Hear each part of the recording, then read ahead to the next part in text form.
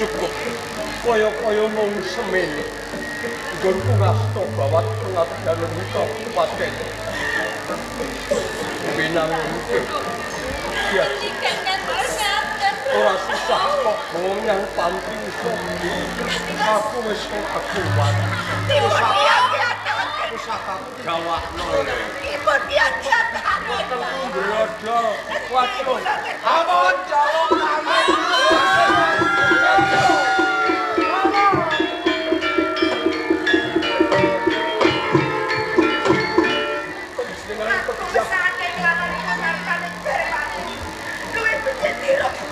monggo sare-sare kene ayo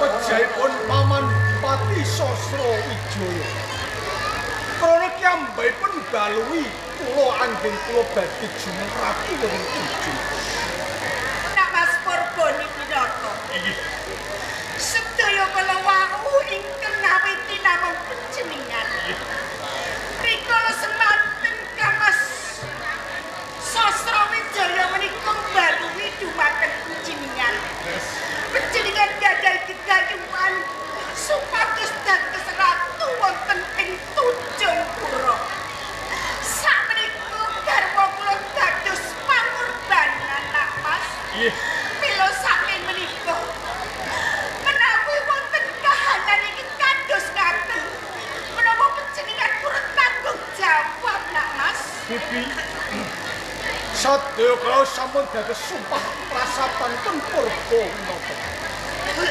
kalamun benjang kula dados pengayoman wonten Tujung Pura Kang Putra Retnawan benjang badhe kula dadosaken garwa redene kalunggan pembeto pangorbanan mboten sanes Paman Bupati Sosro Wijaya menapa panjenengan terima kula ugi mboten terima sameneika ugi kula boten trima sedanipun garwa kula nah niki andom damel lajeng kersanipun kados patinipun Paman Sosro Wijaya saking tumindakipun Paman Patih Jaya Widina Paman Patih Jaya Widina kurung tanwurunga kiambaipun badhe dumugi wonten ing Kabupaten Binangun mangsa bara kula badhe budidaya pripun caranipun kula kedah saged nyernaken Kanjeng Kiran Teja Kusuma andhep damel nak Mas Purba Winata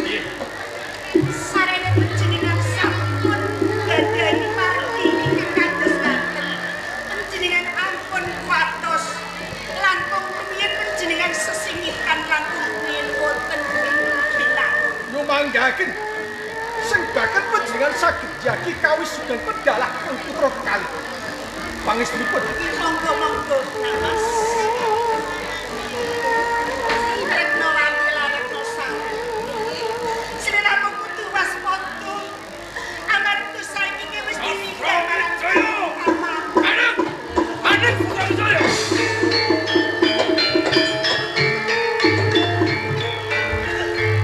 sapa wong wedok ngaglak ning ngarepan kowe saderengipun kula nyuwun pangapunten ugi-ugi kepen mangertos kalian panjenengan estunipun panjenengan nika sinten Patih Jaya Wiguna oh Patih Jaya Wiguna wis apa aku Rokmini pernah apa karo Sosro pernah Wijaya garwanipun Kang Mas Sosro Wijaya yen kaya ngono tuduh kaya ngono ngendi playune bojomu mangke rumiyin Gusti Patih menawi panjenengan kepengin mangertos garwa kula dinten sakmenika garwa kula sampun seda wis mati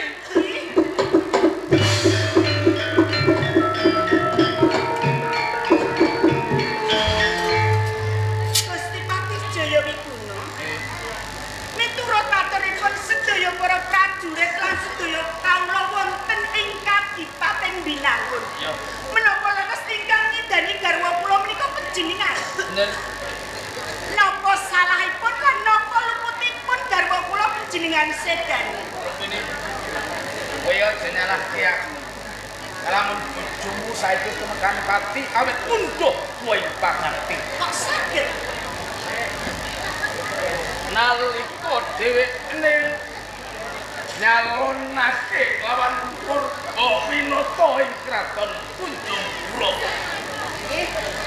Salone ora jadi ning ceklek atine nganti ngutangake marang pisowanan.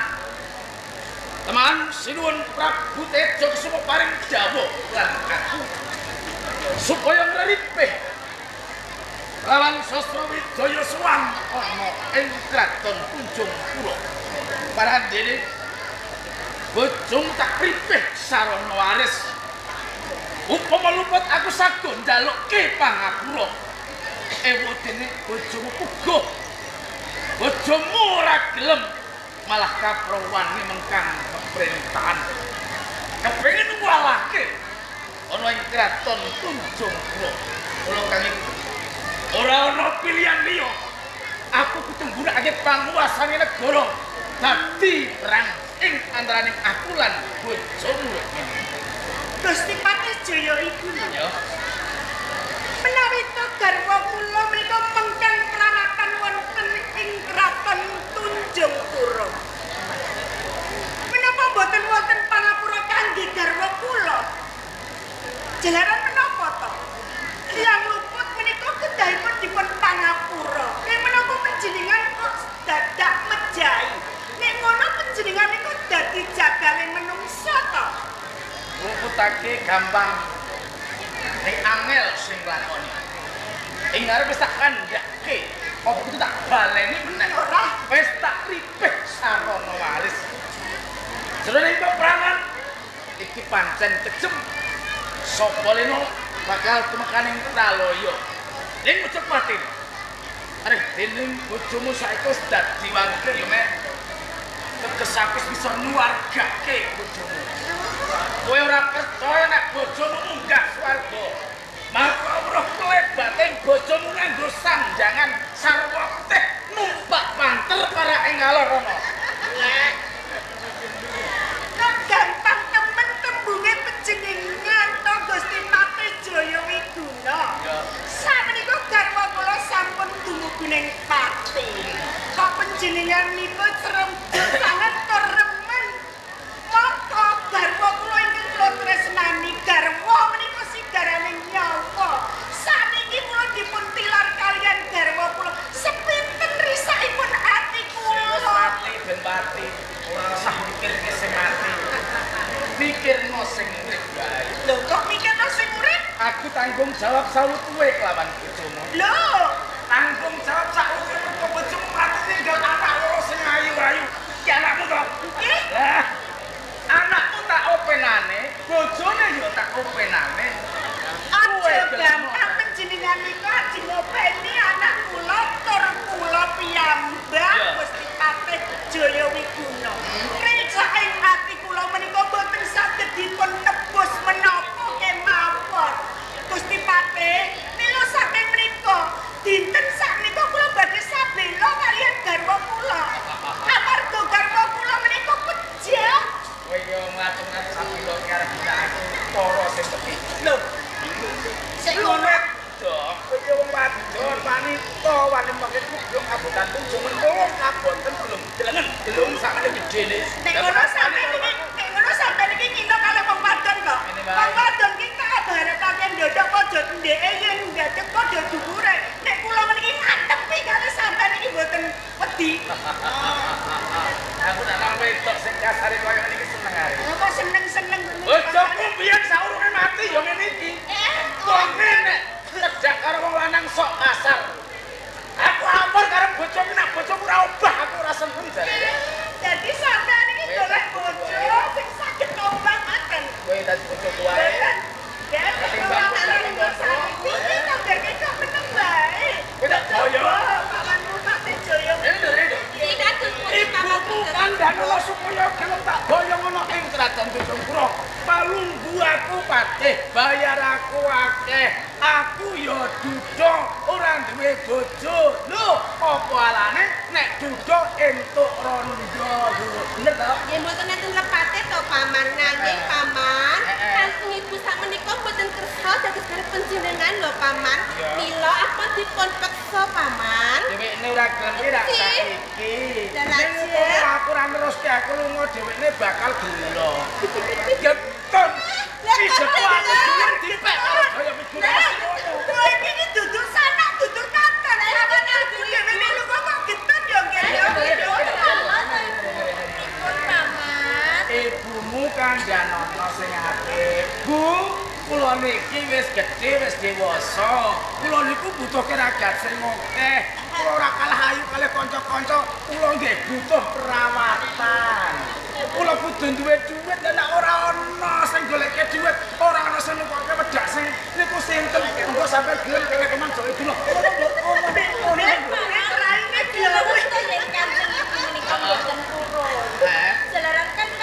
Jelaran penjelaran menika sampun tega lan mentolo kerja kalian Kanjeng Rama. Aku ki ora sengaja mateni karo wong. Kok boten sengaja pripun to, Pak? Ya kaya ngono ku jroning peperangan lho. Nek ora mateni ya dipateni. Upama aku eno, ya aku sing mati. Boten. Ora kadang-kadang. Boten Rama. Bagler. Boten Paman. Oh, dadi ramane kok mundan. lho ya iki talent dadi anakku kan dia terus keliru mudah aku ora mesti aku dadi bapake lho. Kowe piye to, Ge?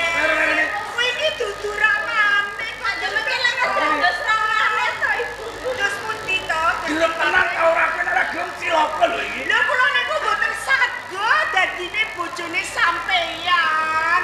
Wong kelangan demwe digoleki napa malih kula kelangan bojo sing banget tak tresnani. Dipikir sing tenan. Ya digulung, ya dilempit, ya digelar. Kowe wangsulan ora gelem, iki mergo ceklek atimu, mergo bubar wae ditinggal mati bojomu.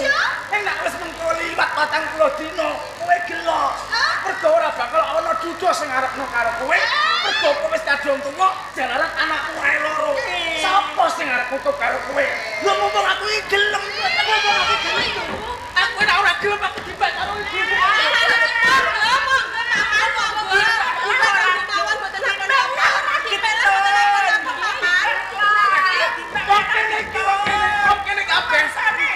Iki Juandri kepengin tak tak bojo iki. Sanipun monggo monggo Paman. Ya nggih nggih ajenipun. Dan dibagi-bagi Aman henton jangan Ibu. aku kamane duwe bojo ngene iki alah. Kanggo keser iki lho. Piye yo ngomong. Golek iki bojo sing gedhe dhuwur. Kanjeng ibu mboten bakal gelo yen to. Mboten sandingan kalian panjenengan.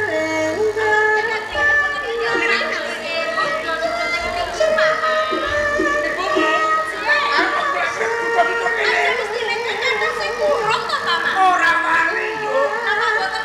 Wong kene arep ngomong karo Gusti ora wani. Karepe wong iki bojone bupati. Rondo-rondone bupati. Nek wong desa arep nembung ora wani. Sing kudu wani nembung yo wong koyo aku iki. Aku tak bupati. Bantu aku wis dhuwur timbang bapakmu. Dadi nek ae dadi bojomu kamu enggak berarti. Dalam sewu Paman, yen nganti sakmenika Kanjeng Ibu sampun ngendika. Kali mboten saged dengar Paman, kira aku dipun peksa nggih Paman. Tak golek sing tak glesik iki.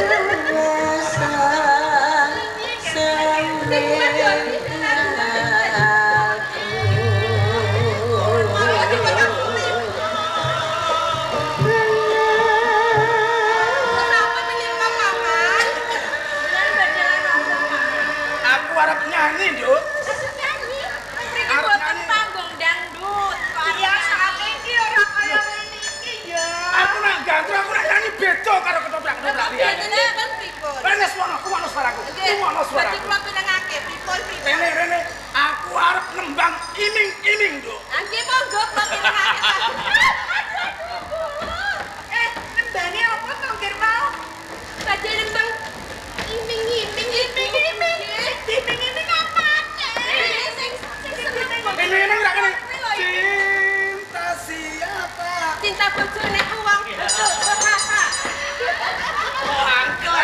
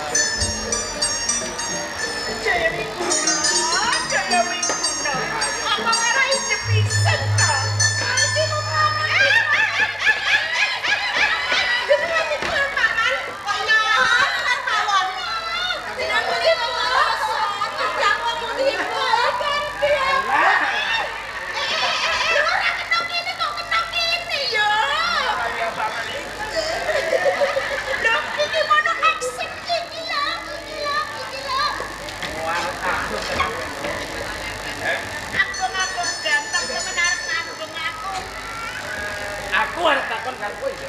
Ih, Ora diremu ora apa-apa. hasil. Wong aku golek wong liyane yo entuk kok. Ayu ora pati ayu. Kesalipun nggih, Bu, kesalipun tadi siar malih. Ih, kok rasane ora madeng kok arep jam. Nalika ramamu isih sugeng, iki duwe anak loro. Iki sawet tekan. Mesti siji ing antarane ana kang ditresnani.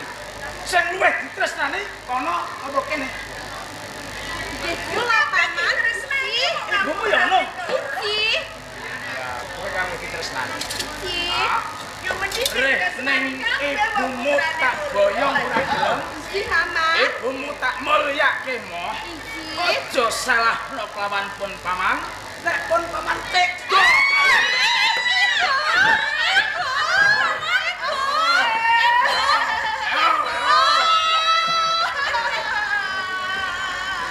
Jaya Wiguna.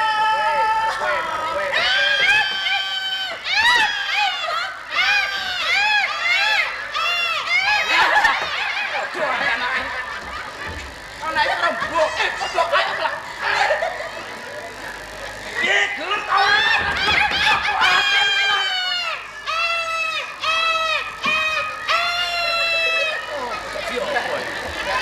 Jadi wong malah bilani wong karo ibumu. Piye? Gelem ora?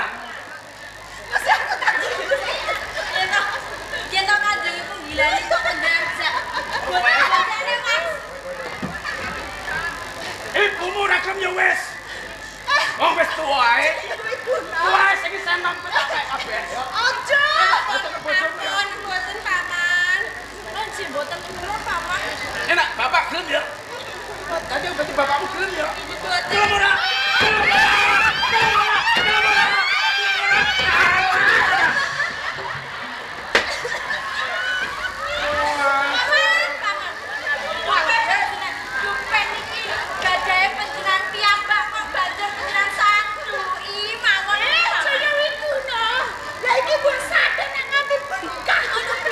Alah ora pengamu wis suwek.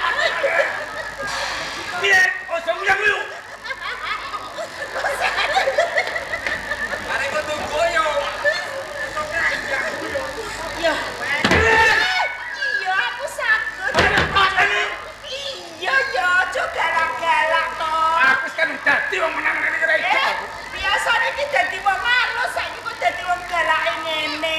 Ya lange matane kata go piye wong dikelolot.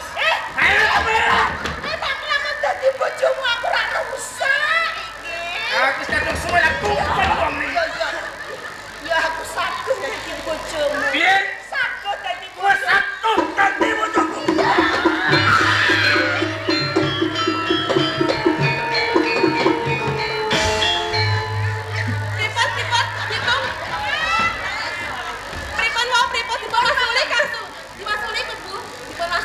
Aku sakit dadi bojone Patih Jaya Wiguna. Pripun paman iki? Saking senenge aku. Saking bingahipun manahipun Oh, paman. oh. Terus Sawise ibumu kandha saguh dadi bojoku. Saged, nggih. Tak kidong tak Yang pompong. gendong dan bokong. Saka rumangsaku enteng. Enteng, nggih. Mamute ora karuan. Bokonge padha cicakan wajan lho. Keriyen sing ngabut niku bokonge napa bokonge? Mbak bokongi bapak aku ora mudeng. Sawise aku digendong kelawan Jaya Wiguna. Nggih, Rasane Bu. kok geriyel. Iki mau nggawa ngene lho. Rok pini Kok agak piye? ora ketang kepriye bae kowe wis kandha kalamun wis saguh dadi bojoku. Kawruane lo tak baleni pesan meneh. Aku dudu. Ning kono aku yen duwe anak wis dewasa. Kalungku aku patih. Donyaku pirang-pirang ora ana sing ngopeni. Mula kowe tak karepke dadi bojoku tak kon ngopeni donya ning kepatihan. Bayar aku miliatan. Nek ora ana sing ngitung dhuwit aku bingung. Saiki kowe kandha karo aku. Kowe njaluk apa wae? Aku saged dadi bojomu Jaya Wiguna. Iya. Nanging sak leker gendonge ana ing kepatihan kudu mbok pasrahake kelawan. Kabeh isen-isen ing dalem kepatihan ibaratnya sak leker gentonge kudu tak penehke kelawan kowe. Tak kuasake karo kowe. Tak saguhi. Tak saguhi.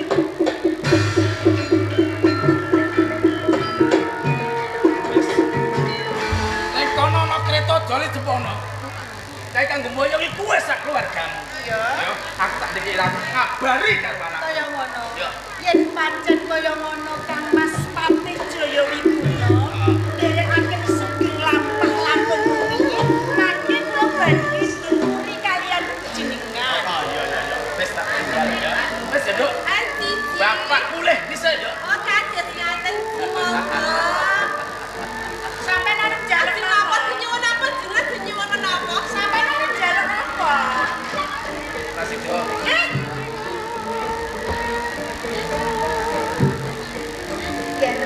Retnawati lah Retnawati. Iki jauh aku. Nampe alus yo kaya ngene iki parane.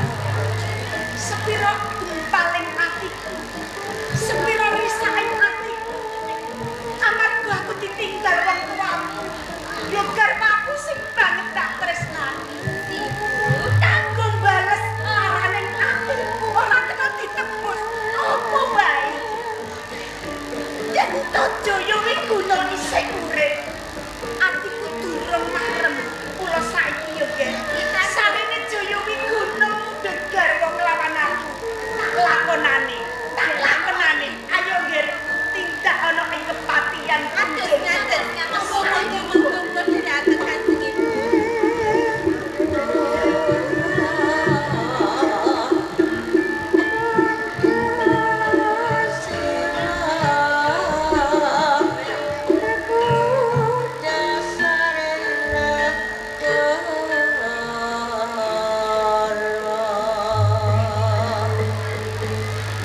Panandang sing tak rasake. Opo kaya ngene rasane yen ditinggal kelawan wong tuwa wadon. Isine mung kepengin nangis. Yen aku kelingan ibu. Isane pupus.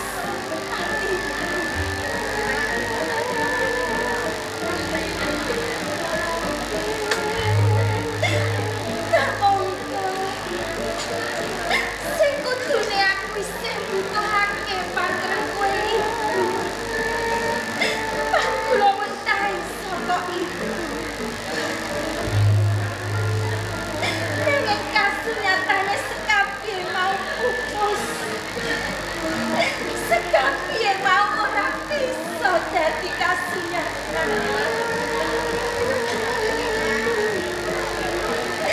Ibu.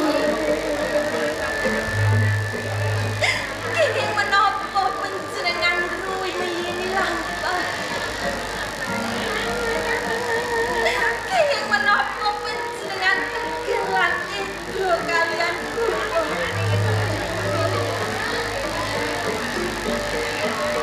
Upama panjenengan tasih sugih. Yen aku butuhake apa wae. Mesti panjenengan sampun patah.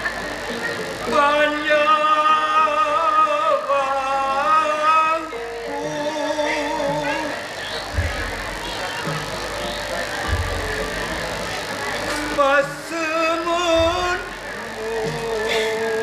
Mas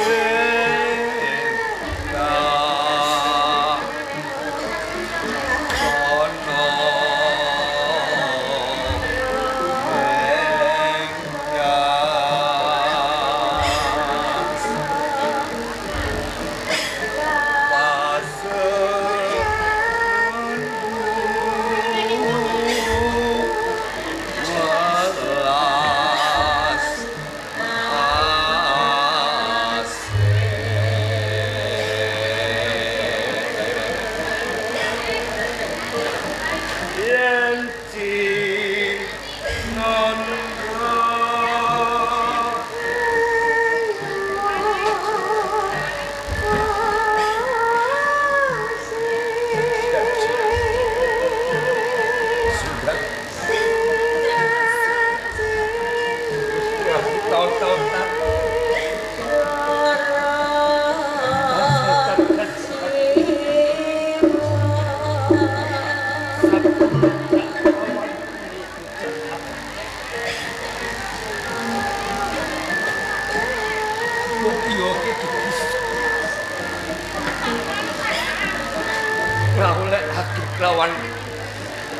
jenengane Kanjeng. Aja mung tahun-tahun tangis kon mapan ana ing taman. Ora ngomongake lawan kowe bocah. Kakang uga melu kelangan.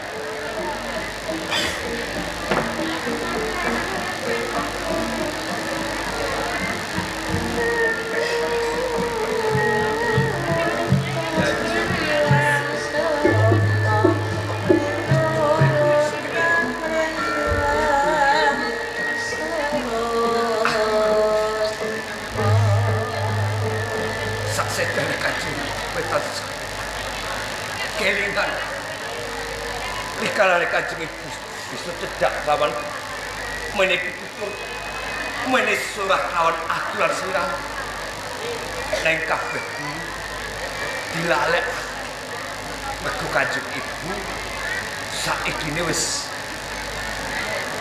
ninggalake aku lan Mas Sundar. koyo Yai. Kula nyuwun pangapunten saderengipun Kang Mas. Menawi kisah kula menika namung damel repot panjenengan. Jalaran kula saben dinten menawi kula nembe kajengan ingkang wonten panyawang kula menika namung ibu.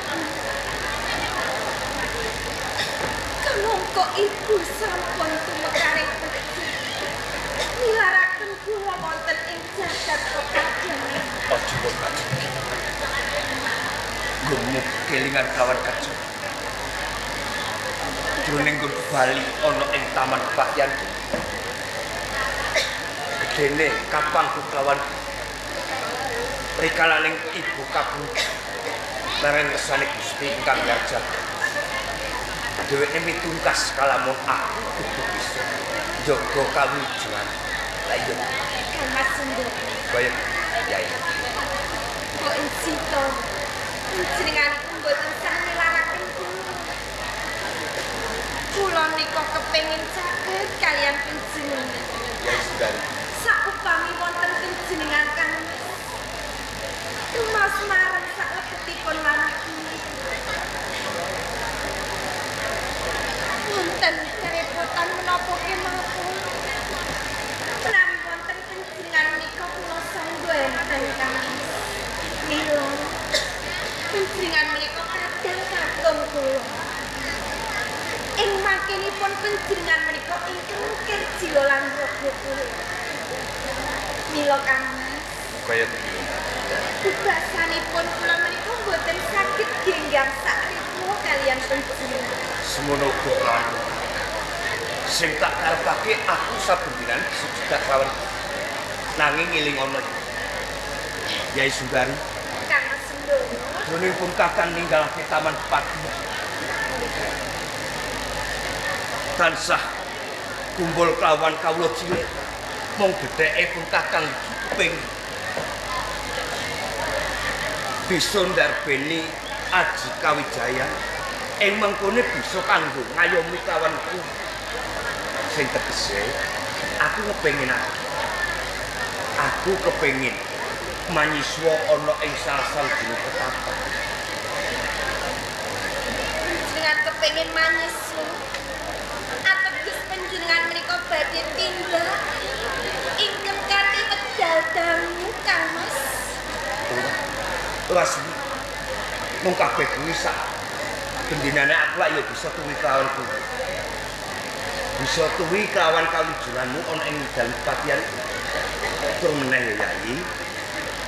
Jroning pun kakang panyiswa ana ing Putang Sawit Karang.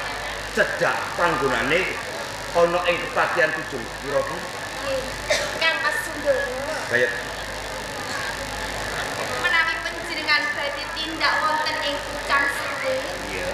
Panjenengan kepengin manyiswa kula menika hak kadang panjenengan. Panjenengan tresna kaliyan kula napa mboten? Tresnaku kelawan kowe ra bakal bisa digandhekake kelawan pawon. Kok kowe takon kaya ngono kono? menawi panjenengan tresno kalian kula. Kedahipun panjenengan tindak wonten kemawon, wonten pundi kemawon kedahipun kula dipun kanthi. Lah, sakmenika ngaten. Rumaos kula menika bingung menawi cumondhok wonten ing kepatihan kaijenan. Menawi panjenengan badhe tindak, kula nderek jika wis. Cekak cukupe. Iki mau pikir melu kawan pun kakang ninggalke dalam kepatihan. Apa kowe kalih? Apa kan dadi wonten gawe Kanjeng Rama Jayawiguna? Lepian menapa kan?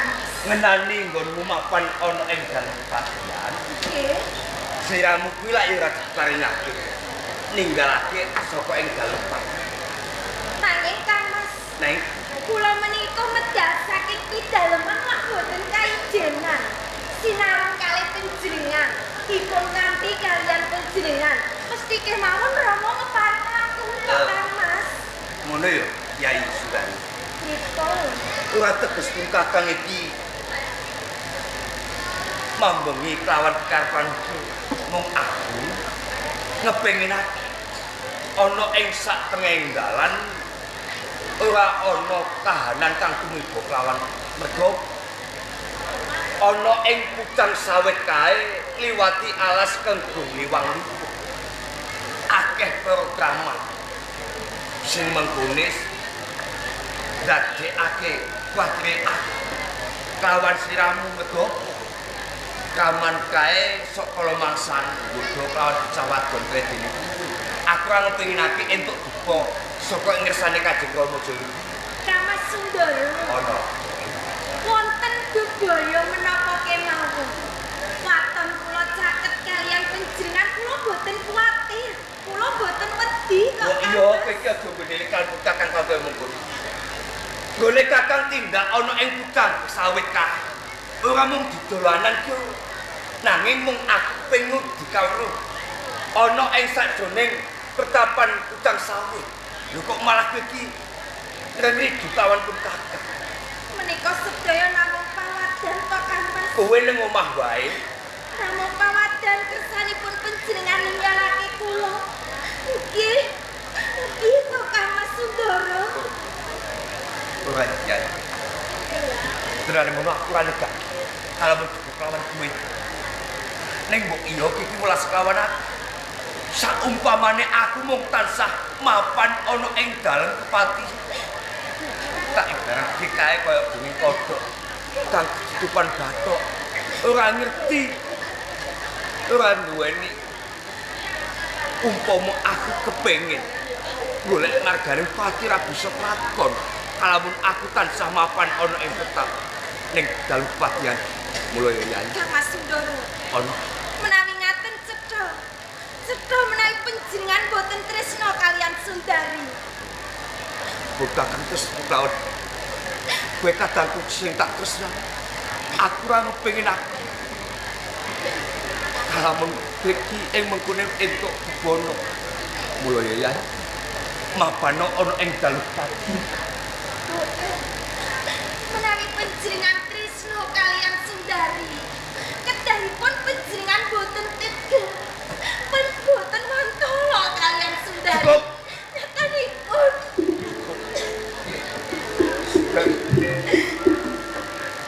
Kok iki cukup lan ketat. Aku kudu kepiye? Saumpama pun kadang dadan ngancani kelawan kowe ning papan. Ning dalem kepatihan.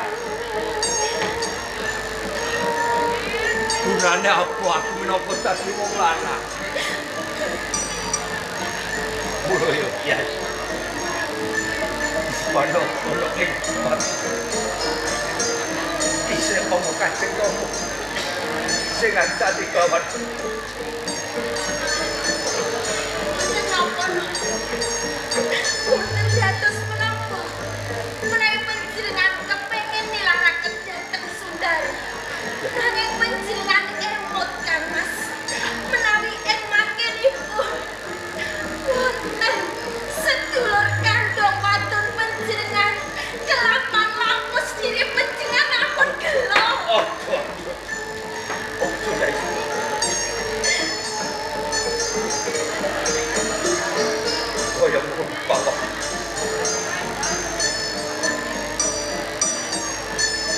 pancen pengen aku melu kawon kotak tumuju ana ing cakep yo kotak bakal kanan kawan Jenengan keparengaken Kang Mas. aku paringake kawan kuwe kita Kang Mas Sundoro. Ing sekawit kudune sampeyan iku ngendika ngaten. Lho nganti kula mawon panjenengan kok kabotan. Kula menika lak kandhang panjenengan to Kang Mas. Menawi ngaten nggih kula pun pitados. Menawi panjenengan menika tresna kaliyan Sundari. Kanyatan panjenengan badhe tindak medal saking pidaleman Sundari dipun kanthi. Medal sakmenika Kang Mas. Lajeng benjang menapa? maksud saya aku penas mulai nek pancen mereka pengen aku melu kawan buka ayo sapedoro podo ngasuh gue Ngasuh.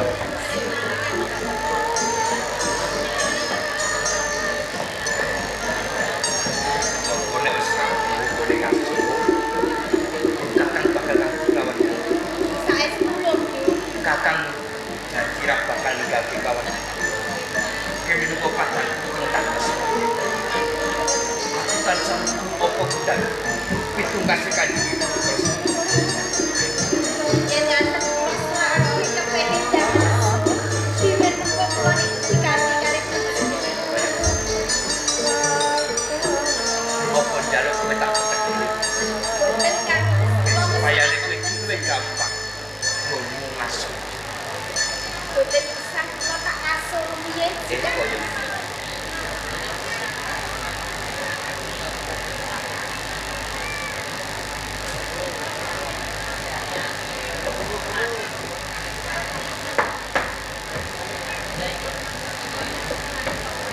ya sudah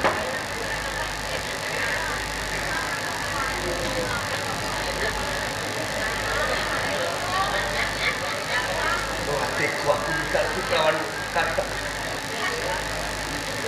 ya ya sudah kawan kata oleh papa aku semua tahu kakang ping golek regane pati kanggo nek ing besuk aku bisa ngayomi lawan kudu sewangan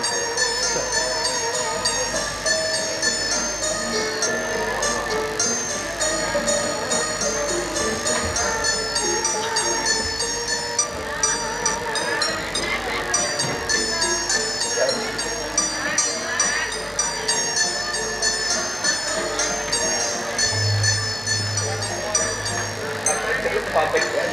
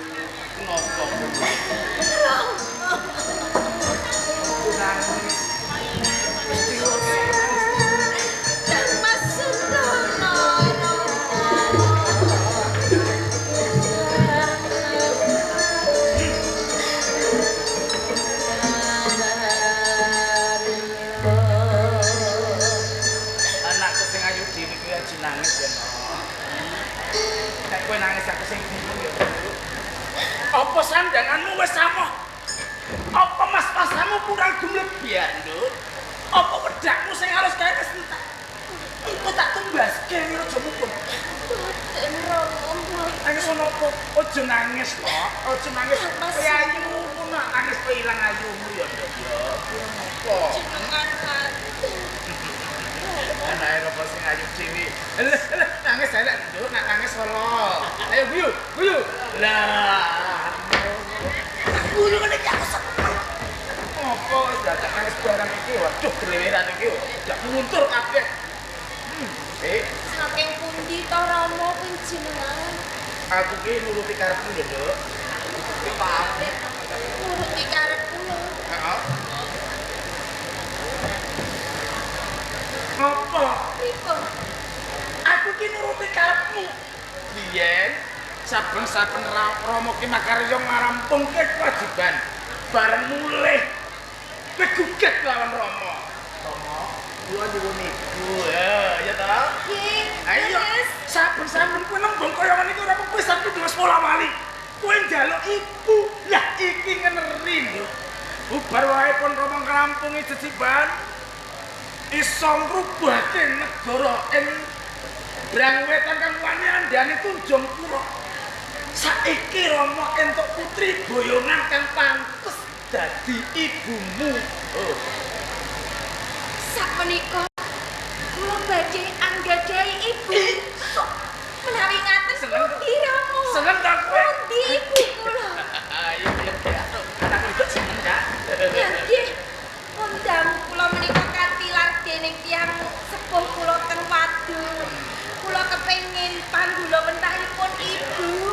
Lah sakmenika panjenengan ngendika menawi kula badhe dipun pundhutake ibu. Aku njaluk ngapura yo. Ngapunten pripun? Ibumu rondo, Nduk. Rondo, ora apa-apa to? Mboten napa-napa. Rondo ning kandhane bupati. Ngaten panjenengan tresna kula ugi tresna kok Rama. Mergo parapaning ibumu sing ana iki cepes karo parapaning ibumu kang 10 kasedanjan. Napa nggih? Fotone kok kembar, Nduk. Menawi ngaten geles to Rama panjenengan Cocok kesusu. Kula pun kesusu.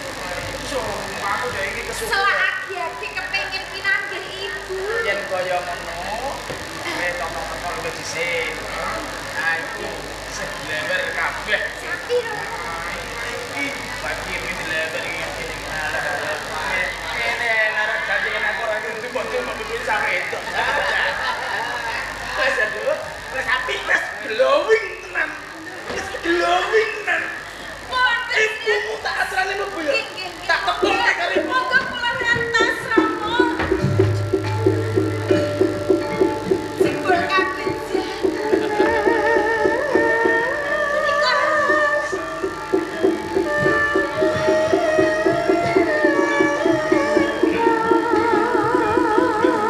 ingkang pundi? Lah panjenengan ngantoske ibu kula kok saknalika tiba. Telu. Ibu Saka raksamu ibumu iki telu ya. Ora pisan anak putune ping telu yo ngene iki. jenengan iki nggih tasih niat menawi tiga. Jon yo. Coba sing pantes kanggo Rama sing dicoba. Sing pantes kagem ibu kula.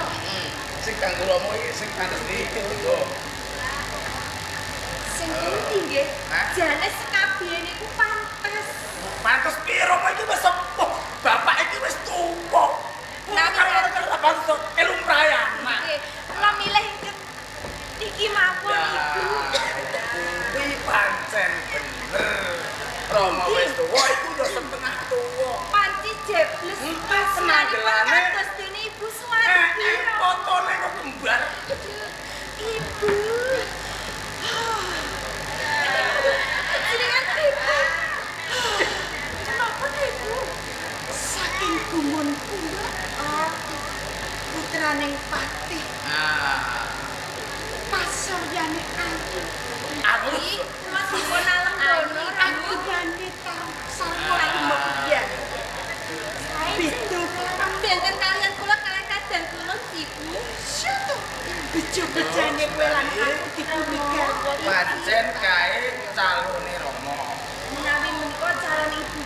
calon ibumu ora mung ibu ning kowe uga duwe sedulur wadon-wadon sing ayu. Anake ke loro. Dadi kang wadon kalih meniku mangke dados kadang kula. Romo. Kula matur nuwun sanget Ji Romo. Ya. Kang Mas Pate Jaya Wiguna. Iya diajeng. Kula niku ditemokke kalian putra panjenengan napa adek-adekan kados ngaten. Wis tuan maurut to, Nduk. Derek. Kono pengarsih. Napa boten dipun cepake lungguhan to? Monggo Ibu. Monggo katuran pinarak Ibu. Lewat tenan aku. Monggo. Bojote duwe bojo anyar yo gelem ngalah karo wong wedok barang cak.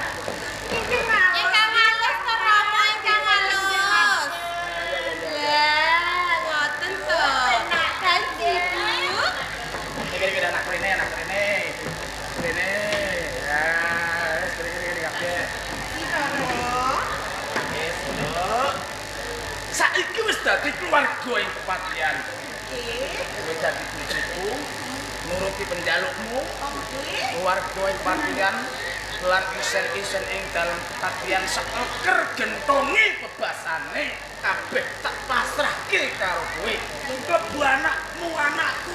Iki najan ora anakmu dhewe anggepen kaya anakmu dhewe. Wates iki Kang. Kula pendahan Kang Gedhe, mergo aku iki arang ning omah. Sesuk aku ya lunga meneh. Ning kudunya aku turu karo kowe lho ya. Jenengan badhe kula ladosi nyuwun pinten dinten kula nggih saged. Oh ngaten Ki Romo. Iki omahmu, omahe Rama ya omahmu dhewe. Butuh apa wae matur karo ibu lan kanggokmu Sundari. Engko bakal dicepaki. Raden iki nerepi sowanan agung ing Tunjung Pura kapeksa aku ora bisa suwe ana ing kepatihan. Aku tak ngayahi wajib lho. Lho jenengan iki kok tindak terus. Napa sampean iki mboten nyuwun ngladeni? Nah, lajene gampang engko rino-rino ya ora apa-apa wae kono. Wes aku tak sowan kowe dhisik ya. Sundari tak tinggal ya.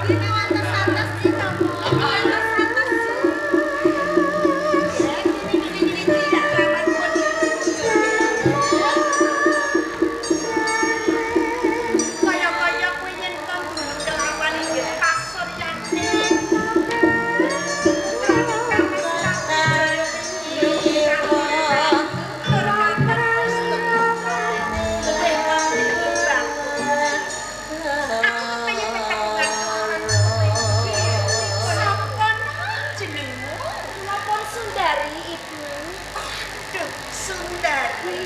Jumbo kelawan pasar yami. Jenenge bae apike kaya ngono. Pindah kaya ngono pasar yami waduh. Matur sembah nuwun sanget Ibu. Lajeng dawah kosok wangsul iku. Piye nak? Panjenengan niku katuran asma sinten? Oh, Ibu Rukmi. Betul. Menika kadang-kadang kula ing mangkene. Cuma tepungan luwih dhisik ya. Tepangan ikang kula pas kula kanggo Yo kaya ngono nggih. Kula menika Retnowati kanggo. Diajeng Retnowati. Kan sawiji sih dipun tepangaken si kanggo. Retnowati lan Retnosari ditepungake. Aku Sundari. Kanggo Sundari terus. Cocok ya nggih. Iki kula remen sanget kok. Nak Sundari Retnowati sarene wis tetepungan ana ing papan kene. Ibu arep nitip pirsa kahanan ana ing kepatihan Tunjung. Menawi ngaten sumangga kula dherekaken Kaya ngono nggih. Kuwi prayoga kenyang papan kene. Aja nganti tukaran ya. boten. Nah, yen pancen kaya ngono aku arep timbuli dhisik ya nggih ya. Sumangga Ibu. Kaya ngono. Apa sliramu ndiriki kelawan ibu? Menawi kepareng kula nderekaken mawon. Oh kaya ngono. Ayo nggih.